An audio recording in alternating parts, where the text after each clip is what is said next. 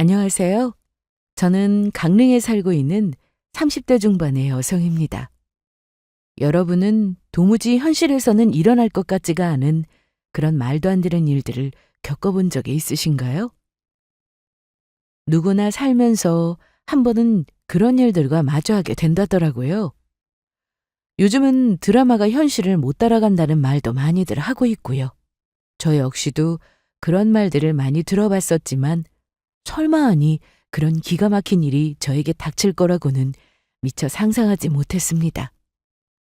닥칠 때는 정신이 없다가 모든 일이 다 지나가고 나서야 살다 보니 이런 일도 있구나.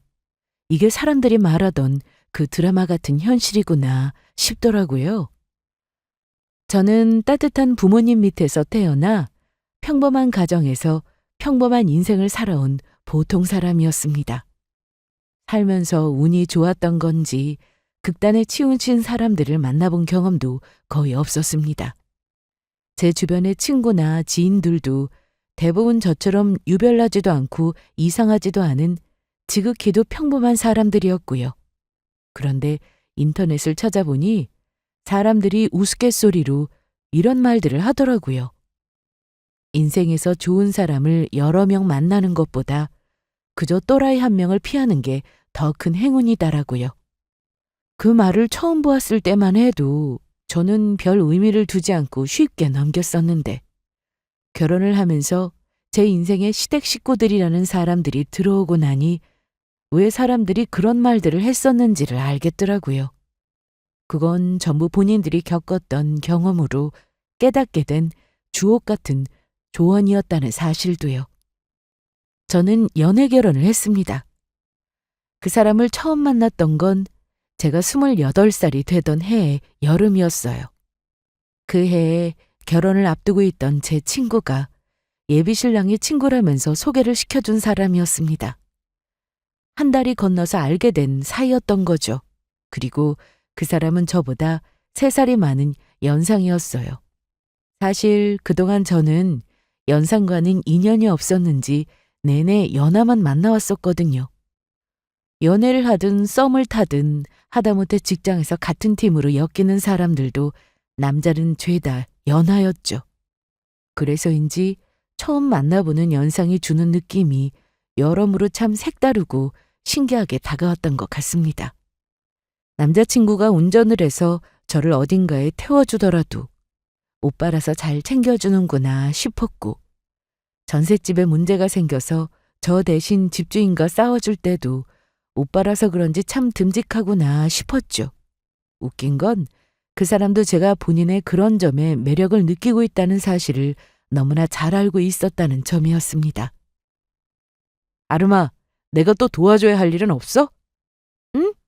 지금은 특별히 없는데? 아니면 뭐 고민거리 같은 건 없고? 고민거리 없어.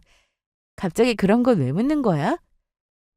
자기한테 일어나는 모든 일을 해결해 주는 게 내 낙이잖아. 아, 너 뭔가 해결해주고 아름이한테 폭풍 칭찬 듣고 싶다. 뭐? 참나? 남자친구는 곰 같은 덩치에 어울리지도 않은 애교를 부리면서 저에게 본인이 해결해줘야 할 일들을 내놓으라며 장난을 치고는 했어요. 그런 모습이 어이가 없기도 하고 웃기기도 하더라고요. 한편으로는 귀찮아하지 않고 본인 일처럼 먼저 나서준다는 게 참 든든하고 고맙기도 했고요. 저는 집안에서도 장녀로 태어났고 성격상 밖에서도 뭔가 문제가 생기면 일단 먼저 혼자 해결하려고 시도하는 편이었거든요. 누군가에게 잘 기대는 성격도 아니었고요.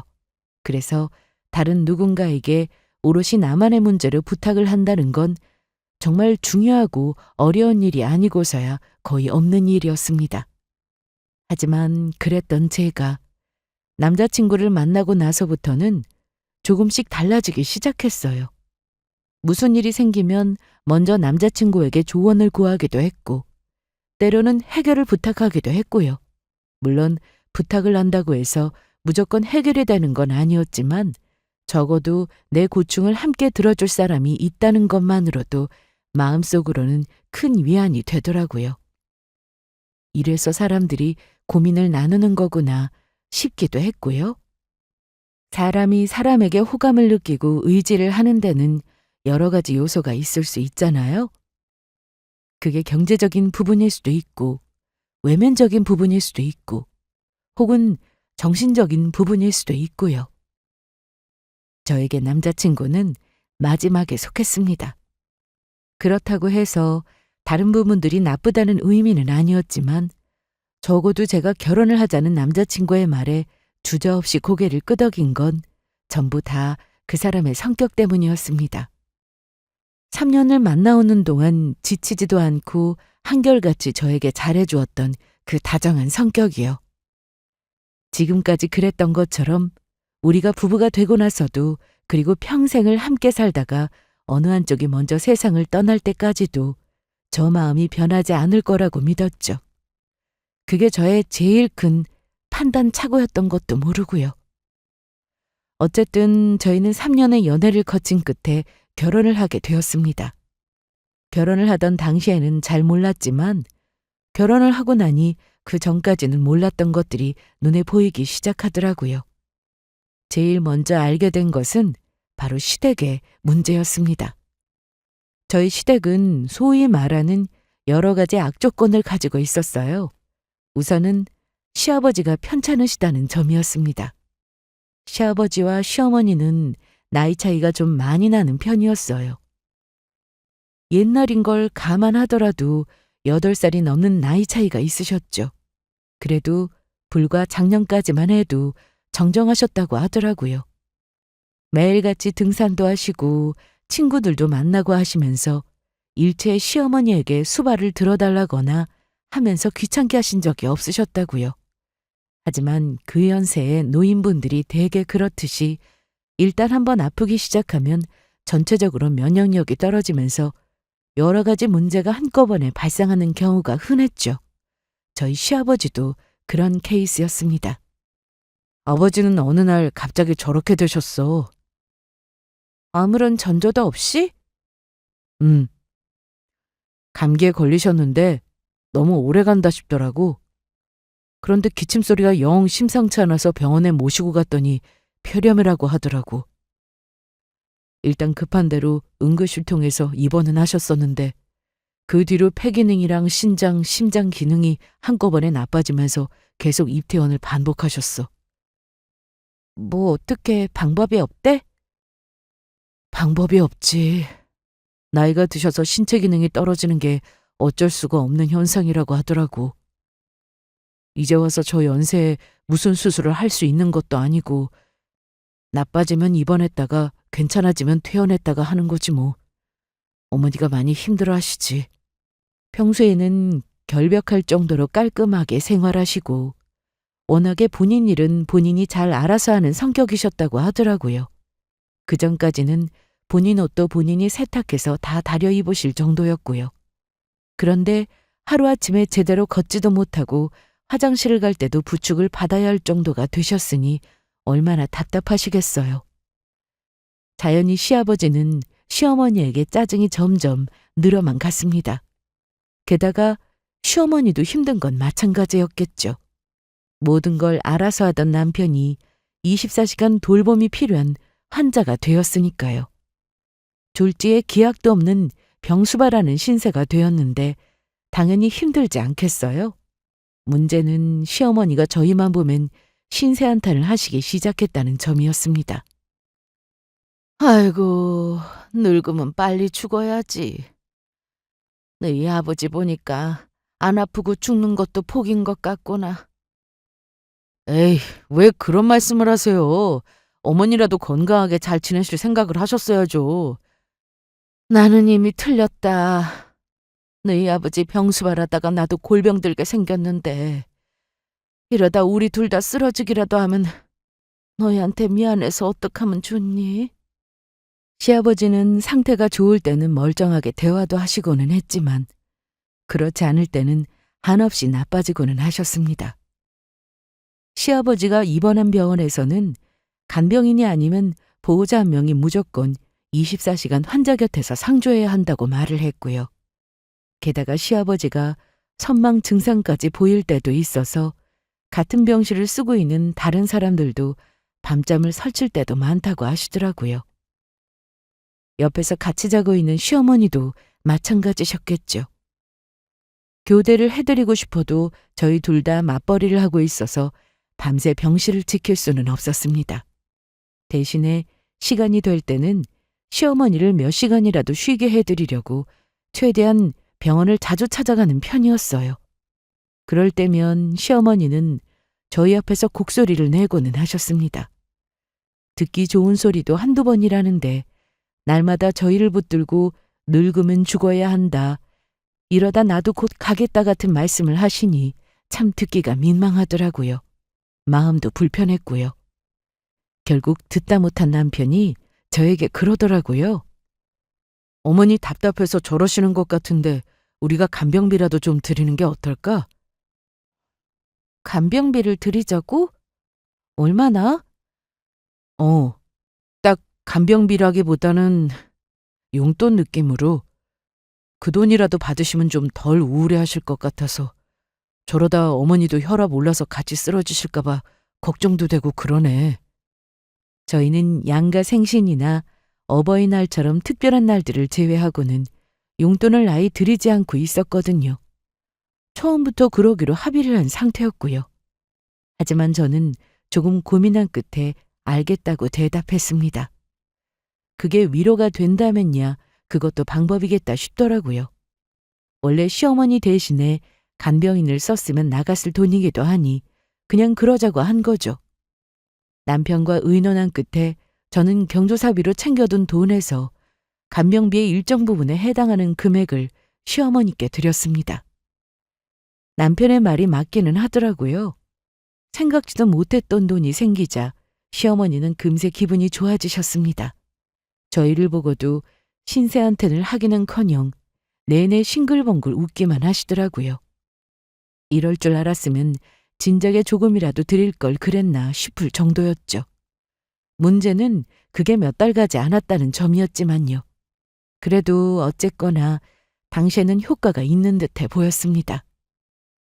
그리고 시댁의 두 번째 문제는 바로 남편의 여동생인 6살 어린 시누이였어요. 결혼하기 전부터 사실 남편을 통해서 시누이가 철이 없다는 이야기는 자주 들었었거든요. 하지만 아무리 철이 없다고 해도 하다 이 정도일 줄은 몰랐던 거죠. 중고등학교를 다니던 시절에도 자잘하게 사고를 엄청 쳤다고 하더라고요. 학생 신분으로 몰래 구한 담배를 교내에서 팔고 다니다가 걸린 적도 있었고 근처 학교의 남학생들이랑 어울려서 술 마시는 건 예산일이었고 그걸 혼냈더니 1년에도 몇 번씩 가출을 하기도 했다고 합니다. 성인이 되고 나서는 어디 아는 언니가 한다는 다단계에 끌려가서 사기를 당하고 돌아온 적도 있었다고 했고요. 물론 그 돈은 시어머니와 남편이 갚아줬다고 하더라고요. 진짜 듣기만 해도 머리가 어질어질했습니다. 나중에는 또 무슨 일이 더 있었을지 듣기가 두려워지기까지 하는 상황이었어요. 사실 저희 남편은 얌전한 모범생 같은 스타일이라서 집안에 저런 문제아가 있었다는 건 상상도 못했었습니다. 결혼을 하기 전에 시댁을 방문하거나 시댁 식구들과 만날 일이 있을 때는 시누이가 번번이 일이 있다며 빠졌었거든요. 지금 생각해보면 혹시라도 결혼 전에 저런 행실이 들킬까 봐 아예 저와 만나지 못하게 했던 것이 아닌가 싶은 생각도 들었죠. 그런데 3살 버릇 80까지 간다는 말이 괜히 나왔겠어요? 시누이의 사고는 거기서 끝이 아니었습니다. 이번에야말로 정말로 대형 초대형 사고를 치게 된 것이었어요. 어머니, 방금 뭐라고 하셨어요? 미나가 임신했다고요? 그렇다니까. 내가 정말 미나 저것 때문에 미친다 미쳐. 이미 배가 만삭이 돼서 왔어 지금. 시어머니의 전화 한 통에 남편은 눈이 뒤집어진 채로 바로 시댁으로 달려갔습니다. 저도 얼른 그 뒤를 따라갔고요. 원래 시누이에게는 만나고 있던 남자친구가 있었습니다. 남자야 하도 자주 바뀌길래 그런가 보다 했는데 마지막에 만나고 있다는 남자친구와는 꽤 오래 가더라고요. 문제는 시댁에서 계속 신우이의 연애를 반대해 왔었다는 것이었습니다. 그 남자 이야기만 나와도 시어머니와 남편이 아주 펄쩍펄쩍 뛰었거든요. 그럴 만도 하기는 했어요. 사진만 보고 대충 이야기만 들어봐도 답이 나오더라고요. 신우이의 남자친구는 얼굴만 기생오라비처럼 매끈하게 생긴 걸 제외하면 그냥 양아치나 다름없었습니다. 하는 일도 뭔 유통사업인지 주류사업인지 물어볼 때마다 바뀌었고요. 아마도 그중에 제대로 하고 있는 일은 아무것도 없는 듯해 보였습니다. 당장 헤어지라고 했더니 기어이 그 남자와 사고를 쳤다지 뭐예요? 아무튼 임신을 했다는데 어떡하겠어요? 이미 뱃속의 아기는 지울 수가 없을 정도로 자란 상태였습니다. 마음에 안 들어도 이제는 어쩔 수 없겠다 싶은 심정에 결혼을 허락했죠. 그 남자도 시댁에 인사를 하러 한 번 왔었고요.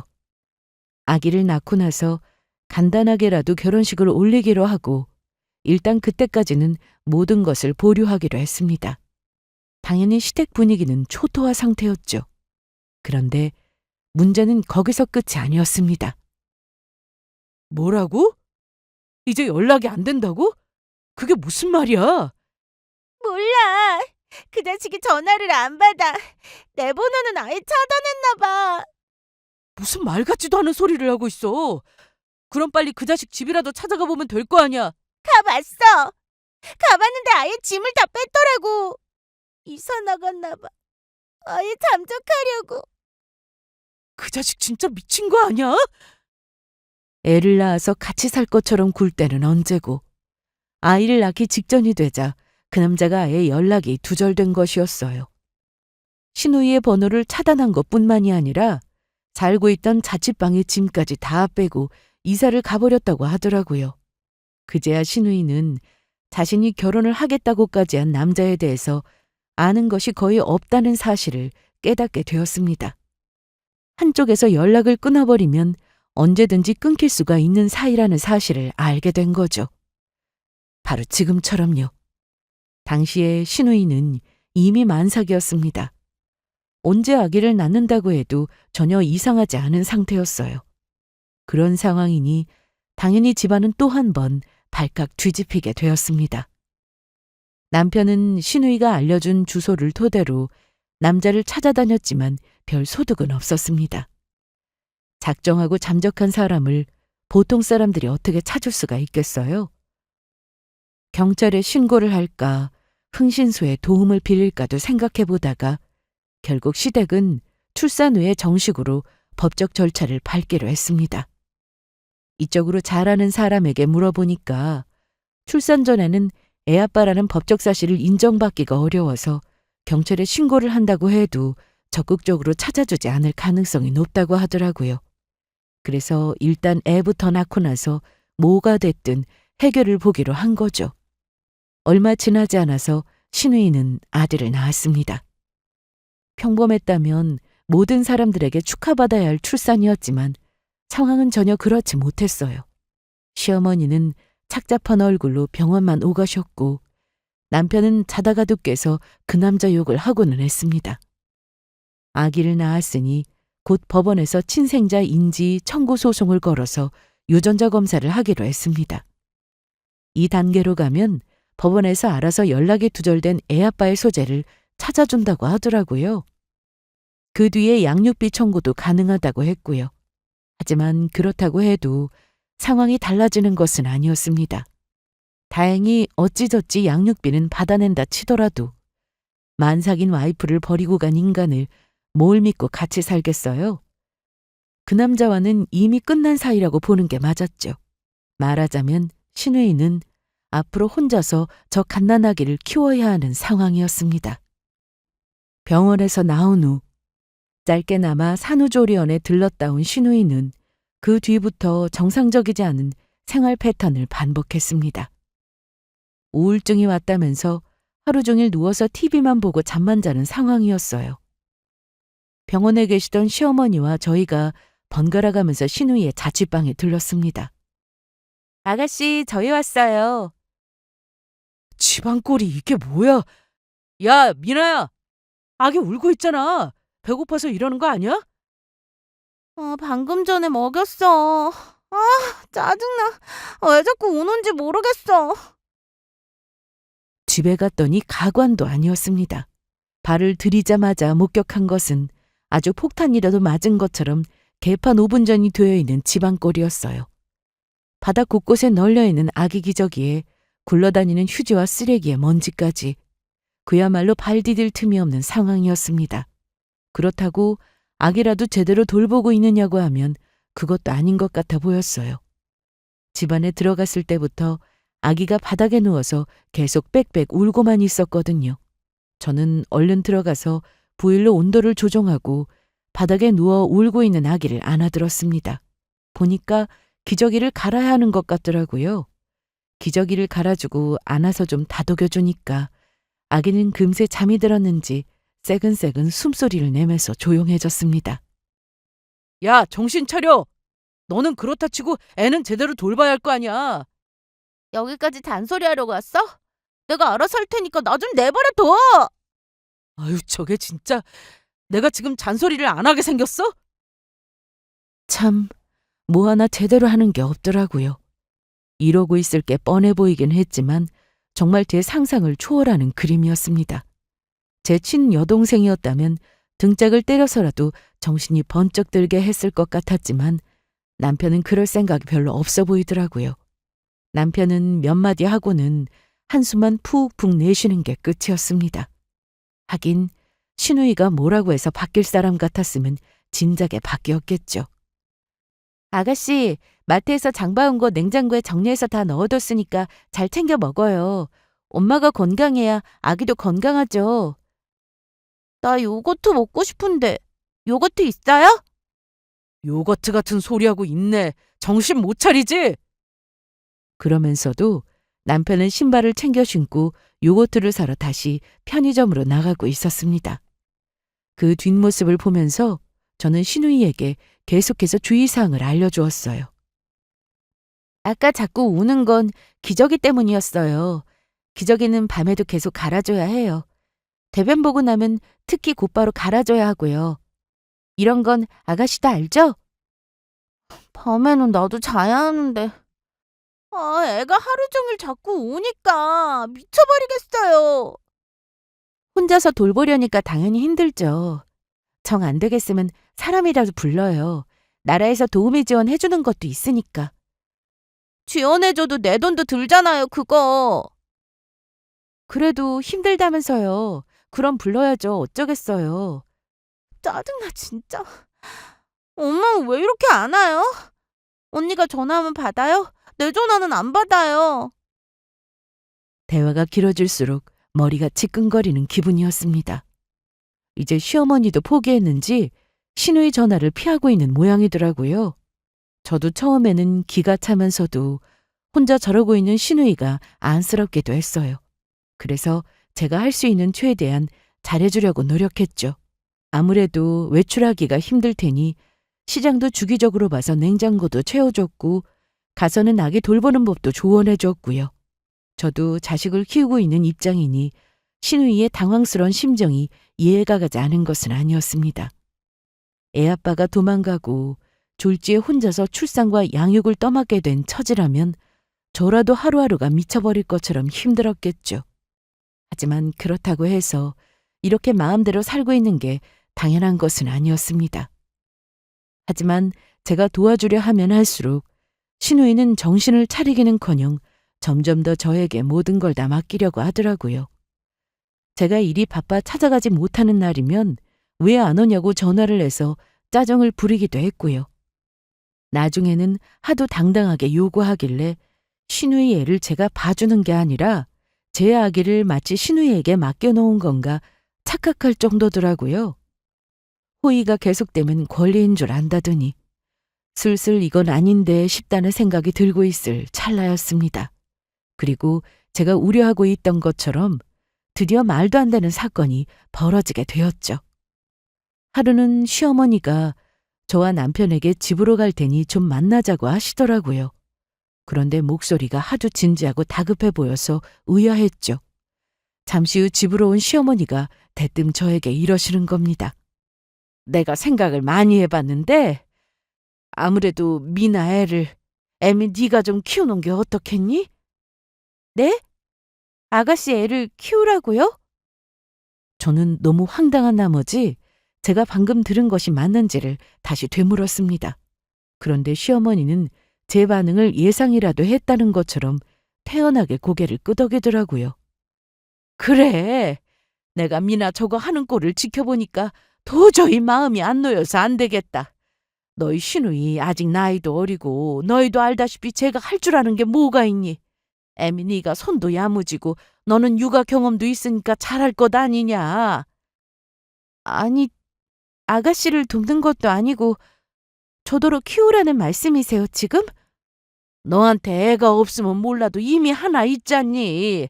그러니까 미나 애는 둘째라고 생각하고 키우면 되지. 옛날에는 애 몇 명씩 낳아서 한 집에서 다들 네 자식 내 자식 구분 없이 다 키웠다. 그게 뭐 어려운 일도 아니고. 기가 막혀서 그냥 입이 딱 벌어지더라고요. 처음에는 시어머니가 낯소리라도 하신 건가 싶을 정도였습니다. 제가 황당해서 남편을 돌아봤더니 남편은 옆에서 헛기침만 하면서 아무 말이 없더라고요. 오히려 제 눈까지 피하고 있는 걸 보니 아마도 시어머니와 사전에 이야기가 끝난 눈치였습니다. 너 요즘 재택인지 뭔지 집에서 일하고 있잖니. 마침 얼마나 잘 됐어. 애 조금 클 때까지만이라도 네가 집에다 데려다 도맡아서 키우고 나중에 다시 미나가 데려가면 될 것 같은데. 네 생각은 어떠냐? 어머님, 우선 제가 지금 집에서 일한다고 해서 노는 게 아니에요. 저 애 볼 시간 없고요. 저희 승민이 키울 때도 저 휴직하면서 온전히 애만 봤어요. 그리고 애를 키우더라도 애엄마 아빠가 키워야지. 제가 키우는 건 아닌 것 같습니다. 그러고 싶은 마음도 없고요. 애 아빠는 연락도 안 되고 지금 미나가 애를 제대로 키우지를 못하고 있으니까 하는 말 아니야. 너도 걔 집에 가봐서 알 것 아니냐. 걔가 애 키울 정신이야 지금? 문제가 있으면 상담을 받아야죠. 그리고 본인이 애를 돌볼 여력이 없으면 돈 주고 돌봐줄 사람을 쓰는 게 맞고요. 애 키우는 게 아무것도 아니라는 것처럼 이야기하시는데 너무 화가 났습니다. 제가 지금 재택을 하고 있는 건 저 편하자고가 아니었어요. 제가 아들을 낳고 나서 육아를 하다가 허리 디스크가 재발하는 바람에 도저히 회사로 출근을 할 형편이 아니었거든요. 아예 휴직을 했으면 좋았겠지만 회사에서는 제가 맡고 있는 일 때문에 재택이라도 해줬으면 한다고 했고요. 하는 수 없이 회사와 함께 조율한 방법이 재택으로 제가 집에서 근무를 하는 것이었습니다. 당연히 승민이를 어린이집에 보내고 나서부터는 저도 보통 사람들처럼 집에서 일을 하고 있었고요. 그 사정을 시어머니도 당연히 알고 있으셨고요. 그런데 그런 저에게 집에서 놀고 있으니 잘 됐다며 다시 육아를 하라니요. 그것도 저희 애도 아니고 시누이 애를요? 걔가 무슨 돈이 있다고 사람까지 쓰면서 애를 봐달라고 해. 그리고 다른 사람을 어떻게 믿고 애를 맡기겠어. 안 그래도 요즘에 뉴스에서 뭐 애를 몰래 때렸다느니 애가 운다고 수면제를 먹어서 재웠다느니 별소리가 다 나오던데. 그러니까 다른 사람한테만 온전히 맡기지 말고 아가씨도 옆에서 애를 같이 보고 있어야죠. 어쨌든 본인이 애엄마잖아요. 그리고 그럴 돈이 없으면 본인이 직접 애를 보는 게 맞고요.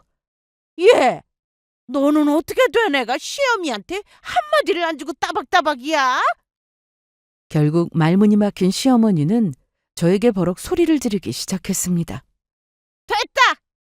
그렇게 애 보기가 싫으면 애는 내가 키우마. 대신에 네가 병원에서 너희 시아버지 병수발 들거라. 와, 이건 또 무슨 신선한 헛소리인가 싶더라고요. 제가 대답을 않고 쳐다보고 있자 시어머니는 목에 핏대까지 세워가며 저에게 삿대질을 해댔습니다. 왜? 애는 못 보겠다며? 그럼 병수발이라도 해야지. 내가 애 보느라 자리 비우면 병원에서 거동도 제대로 못하는 너희 시아버지는 누가 챙기니? 삼시세끼 밥은 어떻게 먹여드리고? 너도 뭔가 하는 일은 하나는 있어야 할 거 아니냐? 시아버지 병수발이요? 물론 피치 못할 사정이라면 제가 할 수도 있는 일이었습니다. 하지만 이 집 딸도 아들도 안 하는 병수발을 왜 며느리인 제가 도맡아 해야 하는 건지, 그것도 부탁이 아니라 이렇게 윽박지르는 시어머니를 통해서 말이에요. 솔직히 말해서 저는 시누이가 도와달라고 예의 바르게 부탁하기라도 했으면 전업은 아니더라도 잠깐씩은 애를 봐줄 생각도 있었거든요. 그런데 온 시댁 식구들이 저렇게 적반하장으로 나오니 그렇게 해야 할 이유가 없었죠. 어머니, 흥분 좀 가라앉히세요. 혈압 오르시겠어요. 내가 지금 혈압 안 오르게 생겼어? 네 마누라 하는 말 좀 들어봐라. 눈 치켜두고 시애미한테 말대꾸하고 있잖니. 아우, 진정 좀 하시라고요. 그리고 당신도 무조건 싫다고만 할 게 아니라 다시 진지하게 생각 좀 해. 우리 한 식구잖아. 힘들 땐 서로 돕는 게 가족 아니야? 그 와중에 남편은 흥분한 시어머니를 말리면서 한편으로는 저를 나무라더라고요. 내가 지금 놀고 있어? 나도 일하는데 어떻게 애를 보고 어떻게 아버님 병원을 다녀? 회사에서 그랬다며. 정 힘들면 일 줄여줄 테니까 언제든 얘기만 하라고. 힘드니까 줄여달라고 해. 주중에는 당신이 애를 보든 간병을 하고 있든 주말에 나랑 교대해서 집에서 회사 일하면 되잖아. 그럼 나는 안 쉬어. 계속 일주일 내내 일만 해. 도대체 내가 하는 일을 뭐라고 생각하는 건지. 거기다 저를 무슨 1년 365일 주 7일을 쉬지 않고 일해도 상관없는 로봇 취급을 하더라고요. 애 본다고 하루 종일 일만 하는 거 아니잖아. 애도 분유 먹고 계속 낮잠도 자고 할 거고 병원에 가서 아버지 간병을 하더라도 마찬가지지. 아버지는 약 드시면 거의 주무시게만 하시잖아. 그때 당신도 좀 쉬면 되는 거 아니야? 그렇게 쉬우면 당신이 하지 왜 나를 시켜? 진짜 이럴 거야? 나는 하고 싶어도 못하지. 회사 출근하잖아. 왜 이렇게 말도 안 되는 억지를 부려? 자기 생각만 하지 말고 애를 보든 병수발을 하든 둘 중에 하나 정해서 당신도 며느리 도리 좀 해. 뭔 말도 안 되는 소리를 해도 정도가 있지.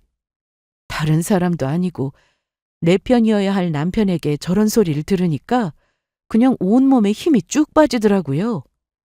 아예 대화를 해야 할 의미를 잃었다고나 해야 할까요?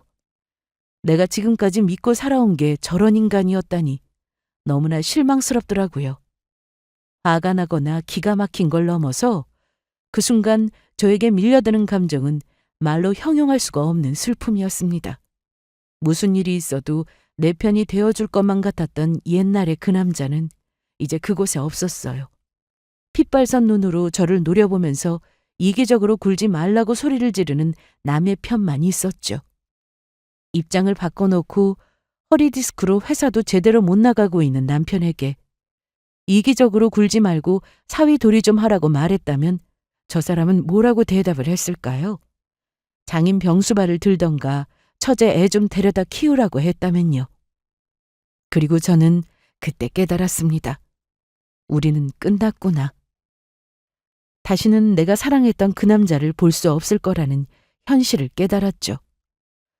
거기까지 생각이 닿고 나니 마치 뒤통수라도 맞은 것처럼 참담해지더라고요.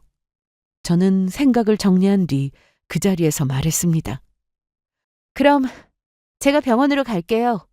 어머님은 아가씨네로 가시고요. 대신에 지금까지 어머님께 드렸던 간병비는 이제 제가 가지도록 하겠습니다. 뭐라고?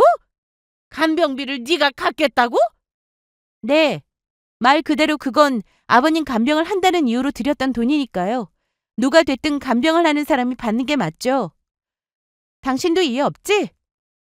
시어머니는 벙찐 얼굴로 저를 쳐다보고 있었고 남편은 인상을 구기고 있었습니다. 하지만 저에게 딱히 아니라고 대답할 명분이 없었죠.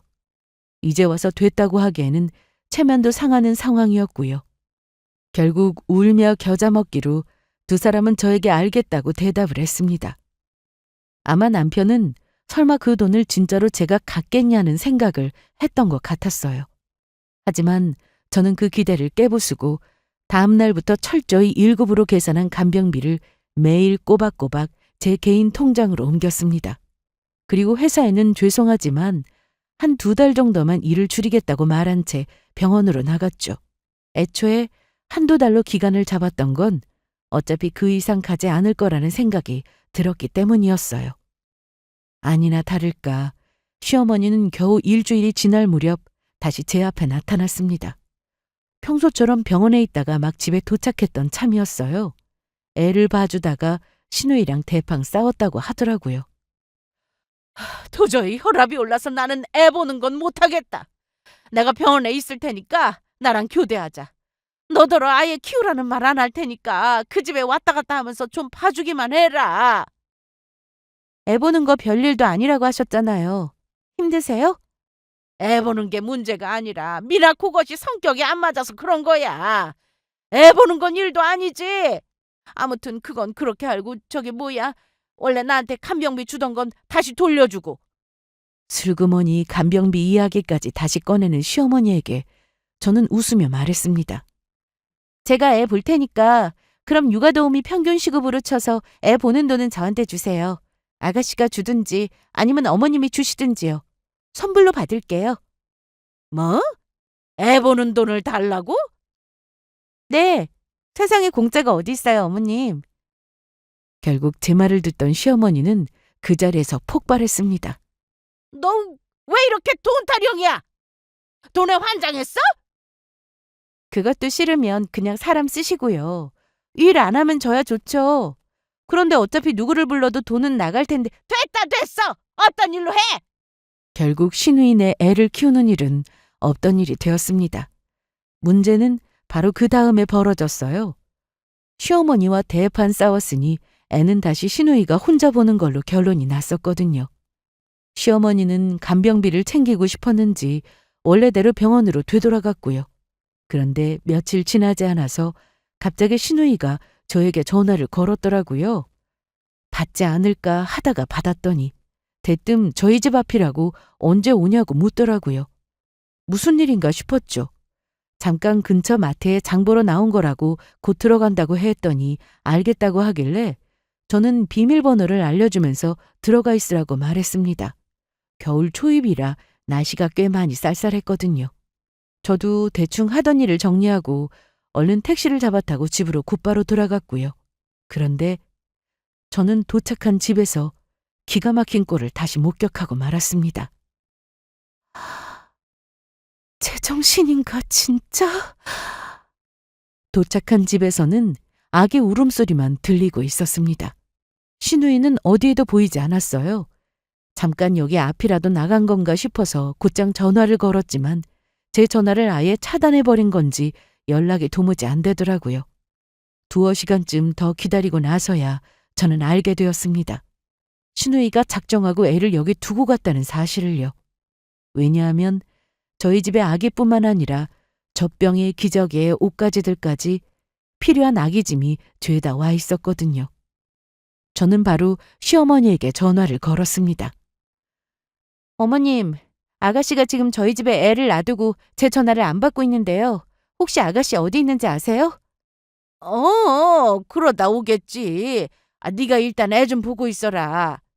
아니요, 당장 연락부터 해야겠어요. 어머님 진짜 모르세요?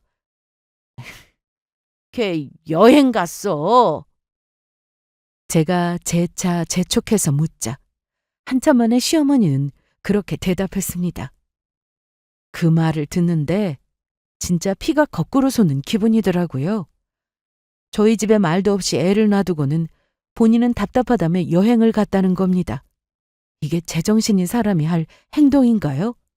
심지어 언제 온다는 말도 없이 갔다고 하더라고요. 시어머니는 변명처럼 몇 마디 덧붙였습니다. 걔도 뭐 오죽 답답했으면 그랬겠니. 금방 돌아오겠지. 좀 놔둬라. 저는 전화를 끊고 계속해서 신우애에게 전화와 문자를 반복해서 남겼습니다. 나는 아기를 봐준다고 한 적이 없다. 언제 간다 돌아온다는 말도 없이 애를 이렇게 우리 집에 버리고 가면 어떡하느냐. 당장 돌아와라 등등의 내용이었죠. 이야기를 듣고 돌아온 남편도 조금 황당하다는 얼굴이었지만 열받아서 전화를 계속 걸고 있는 저를 말리면서 그러더라고요. 놀 만큼 놀고 나면 곧 오겠지. 가봐야 뭐 얼마 있다 오겠어. 며칠만 애 좀 봐주자. 말도 안 되는 소리 하지 마. 난 분명히 애 봐줄 생각 없다고 말했어. 그리고 봐준다고 했어도 이런 식으로 애 맡기고 가는 게 말이나 돼? 그리고 곧 돌아올 거라는 모두의 말과 달리 신우이는 여전히 제 연락을 받지도 않았고 돌아오지도 않았습니다. 딱 예상대로였죠. 정확히 사흘 지난 후에 저는 유기죄로 경찰에 신우이를 신고했습니다. 경찰에 연락을 받고 나서야 신우이는 다시 집으로 돌아왔어요. 집안이 뒤집어진 것은 당연한 일이었습니다. 언니, 진짜 제정신이에요? 너 정말로 애를 신고한 거야? 애를 유기했다고? 시댁 식구들과 다 함께 경찰서에서 대면하게 된 신우이와 시어머니는 저를 잡아먹을 듯이 소리를 지르더라고요. 당사자 동의도 없이 애를 버리고 가면 그게 유기예요. 제가 언제 애를 버리고 갔다고 그냥 잠시 맡기고 간 거예요. 여행 간다고 말하고 언니한테 애 좀 잠깐 봐달라고 하고 간 거라니까요. 신우이는 뻔뻔하게 거짓말까지 하더라고요. 잠시 눈치를 살피던 시어머니도 거기에 동조하면서 제가 애를 봐주기로 해놓고 무슨 심사가 뒤틀렸는지 말을 뒤바꿔서 신고한 거라고 몰아갔고요. 저는 헛웃음을 지으며 고개를 저었습니다. 저는 분명히 어떤 식으로든 애를 맡아준다고 한 적이 없습니다. 게다가 여행 간다는 말도 언제 돌아온다는 말도 저한테 한 적이 없고요. 제가 애 봐주겠다고 말한 증거가 있어요? 그런 증거가 어디 있어요? 그냥 평소에 대화하다가 자연스럽게 알겠다고 하는 거지. 언니도 분명히 동의했잖아요. 없다는 말이죠? 저는 제 말에 증거가 있어요. 저는 그 자리에서 그간의 대화를 녹음한 기록들과 저희 집에 달린 홈캠 기록을 증거로 제출했습니다. 같이 홈캠을 틀어봤더니 신우이가 애를 놔두고 가버리는 장면이 똑똑히 찍혀 있었죠. 날짜를 조금 더 앞으로 돌렸더니 시어머니가 저희 집에 와서 애를 보라고 닥달하는 장면도 찍혀 있었고요. 이거 아니에요. 이거 아주 지한테 유리한 영상만 가져와서 보여주는데 이런 게 아니라고요. 맞아요. 설마 제가 말도 없이 애를 놔두고 갔겠어요? 돈 때문이에요. 애 봐주는 돈 달라더니 안 줘서 지금 저라는 거예요. 이것 보세요. 두 분 자꾸 이렇게 거짓말하시면 유기죄로 기소됩니다. 이거 아동학대로도 넘어가요. 조사하면 금방 나와요. 그제야 모든 정황을 대충 눈치챈 경찰관분이 호통을 치셨고 시어머니와 시누이는 사색이 되어서 몇 마디를 더 늘어놓다가 결국 고개를 떨궜습니다.